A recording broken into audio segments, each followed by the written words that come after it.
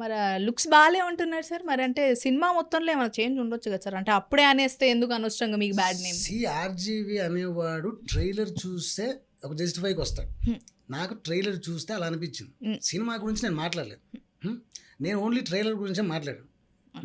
మీరు కూడా ఇప్పుడు ట్రైలర్ గురించే మాట్లాడారు, సినిమా గురించి మాట్లాడకూడదు. సార్ సార్ బ్యూటిఫుల్ అంటారు, కనీసం ఇటువైపు పోనీ కెమెరా వైపు అయినా చూడట్లేదు సార్. నీకు ఒక విషయం అర్థం కావట్లేదు. నేను నిన్ను చూస్తున్నాను, ఫోన్ చూస్తున్నాను, రెండు ఎట్ ఎ టైమా సార్? At a time.